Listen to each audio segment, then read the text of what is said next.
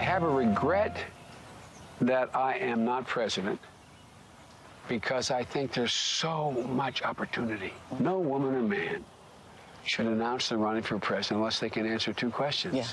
One, do they truly believe they're the most qualified person for that moment? I believed I was.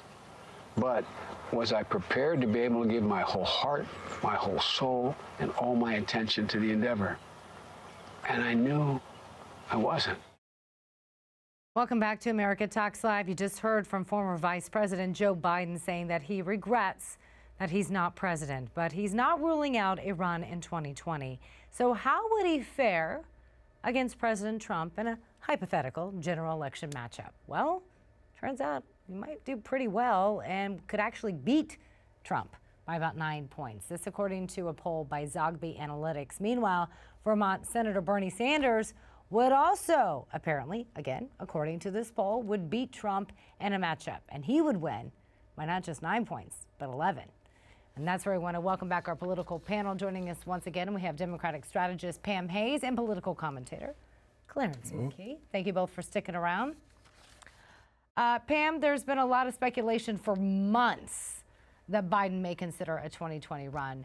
Do you think he will? And what do you think his odds would be against going against Trump in 2020? I think he has good odds to go against Trump. Whether he will run, whether he'll be the nominee is another question. I think it's important to know that I think by 2020, most people will be through with Donald Trump one way or the other. And he will make a good president. I think he'll make a very good president. Is he better than Bernie, though? Run. Better than Bernie, though? Who do you think would be the more formidable candidate? Vice President Biden, in my estimation, because he's a Democrat for starters. Okay, for starters. What do you think about those matchups? The old thing we heard when we were kids. If and buts were candy and nuts, oh, how happy would be. Biden, Sanders are ifs and buts. That's 2 years away. Right. Same old ideas. I'm sure Pat would agree that the Democrats haven't had a new idea in about 30 years. If you look at surveys right now, the president would beat Hillary by a greater margin. So this shows you how bad the bench is for the Democrats. They've got to drag up old Bernie. Drag up Bernie, who's afraid to even criticize the Democratic Party the way the most recent hacker book did. Right, but you're talking about Donna Brazile. So let's talk about this though, because this is an issue that's come up quite a bit, given what we know about the DNC and the recent bombshells reported by former interim chair Donna Brazile and some of the infighting we've even seen among Republicans. Do you think either one of you think that this actually, and this has come up many times, or do you think now might be the time that a third party is formed? They haven't worked. Oh, go ahead, Pat. Go ahead, Pam. Pam. It would depend. It would depend who that candidate is. You know, I thought about it. If they had a great candidate, maybe a third party could get in there because it would divide the votes.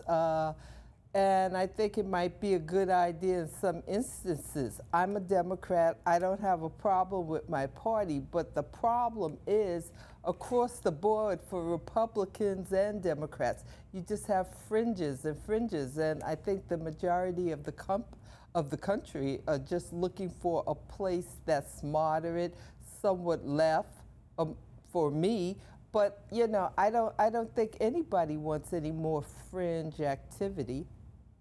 Clarence, what do you think about that? Because more and more people are registering independent.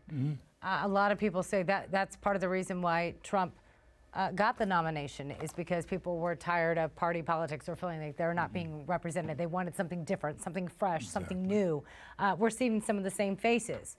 Biden running again, talking about that. You know, Bernie Sanders, same old faces. Do we need a new party? Do we need fresh faces? Ask Ross Perot. Well, yes, we do need fresh faces on the Democratic side. Same faces, same story, same failing philosophy. But talk about third parties, ask George Wallace and Ross Perot about third party movements. They got clobbered. The two major parties— But that was a long time ago. Well, Ross Perot was a long time ago. But you know how much money it takes to mount third party effort I don't think they're going to be able to do it. That's why Bernie Sanders. In that time, many Democrats became Republicans. A lot has changed since then. And that's why why Bernie Sanders didn't run as a third party. He ran as a Democrat because he wouldn't have gotten that many votes then. Let's see if he does it again. I'm sure Republicans would love to have either one of those gentlemen run in 2020. Well, you heard Pam say that she would like to have Biden, so we're going to have to see what happens. 2020 is a long ways off. Pam Hayes, Clarence McKee, thank you both. Thank you. Good to have you as always. And still to come here on America Talks Live, we're going to lighten the mood a little bit, right? It's Friday.